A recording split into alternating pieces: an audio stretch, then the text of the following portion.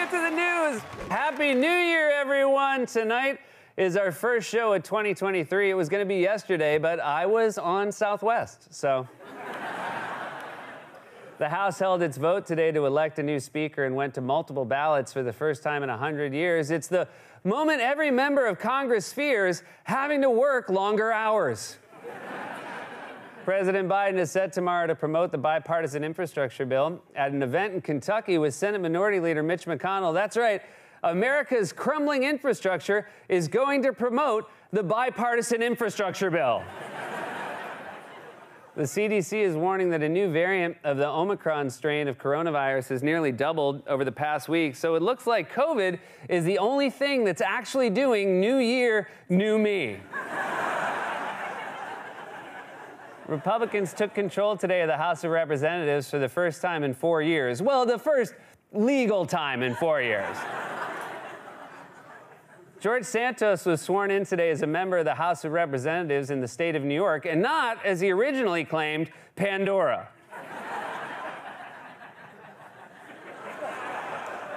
We had a moment backstage. We're like, do we think everybody's up to speed on the George Santos story?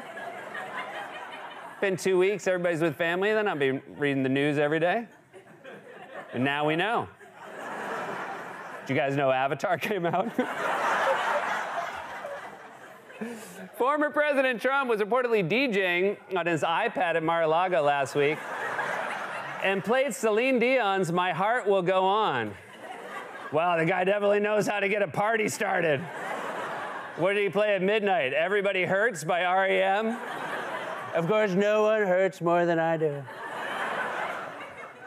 That's right, Trump was DJing on his iPad last week at Mar-a-Lago, and I think the legal bills are piling up for him because every song was followed by a Spotify ad.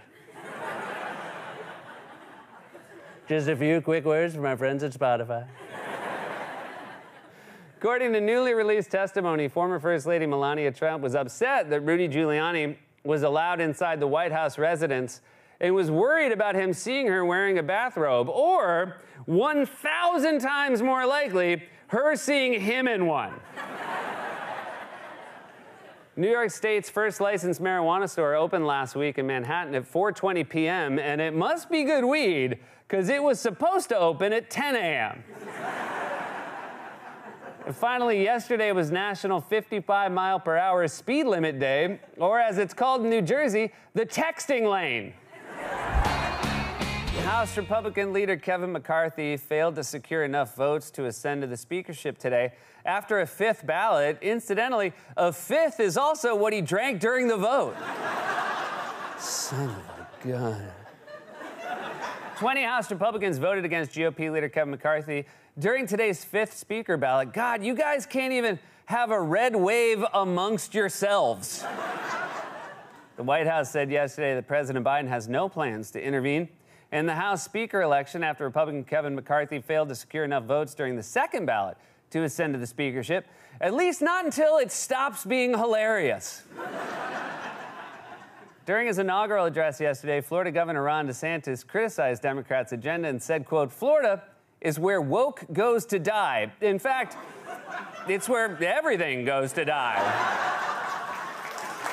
So, to be fair, according to newly released congressional testimony, ex-White House advisor Kellyanne Conway said that former President Trump is afraid of former First Lady Melania Trump. Well, she is an immigrant.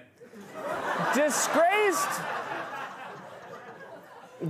cryptocurrency exchange founder Sam Bankman-Fried pleaded not guilty yesterday in federal court on a series of charges, including money laundering, which, from the looks of him, may be the only thing he's ever laundered. The Southwest Airlines pilot union published a letter yesterday denouncing the carrier's leadership and said the company was turning into a cult. Even worse, they only give you half a Kool-Aid.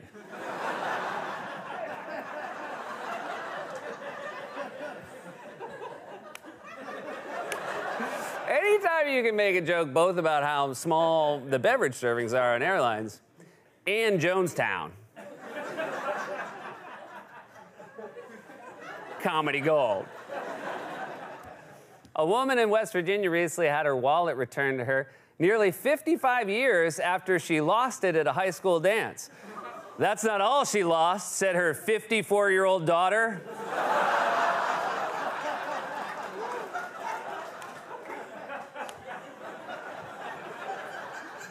You guys did the math very quickly.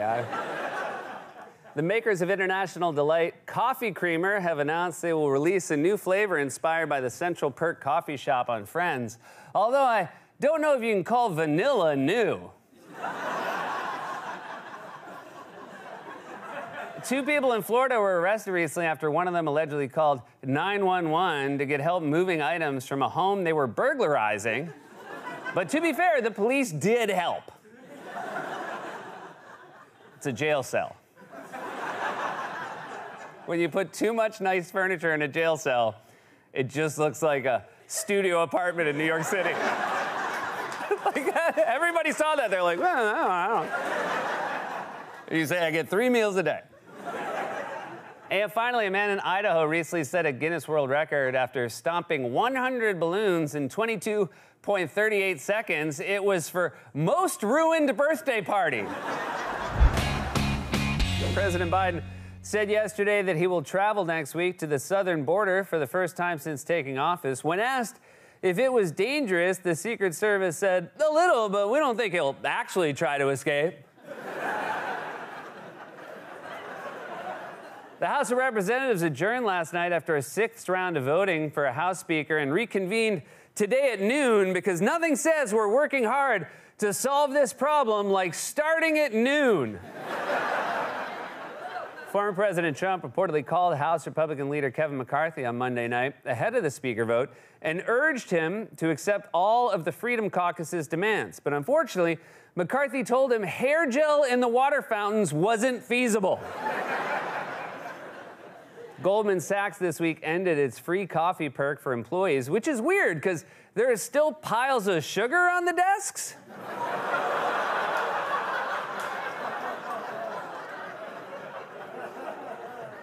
A federal appeals court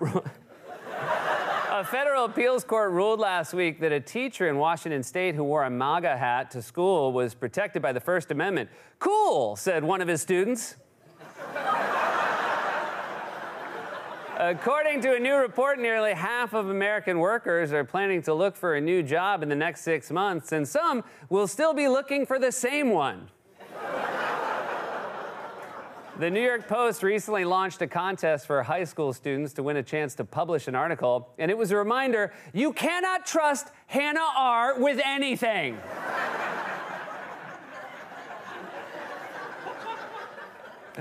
A baby gear startup company this week unveiled a $3,300 self-driving stroller. Previously, all the self-driving strollers on the market only worked on hills.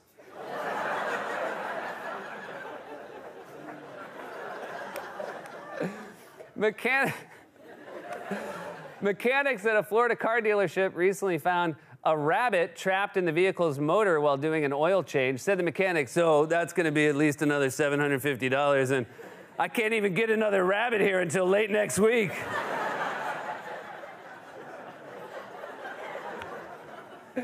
Today was National Screenwriters Day. They spent it interior, Starbucks, pretending to work.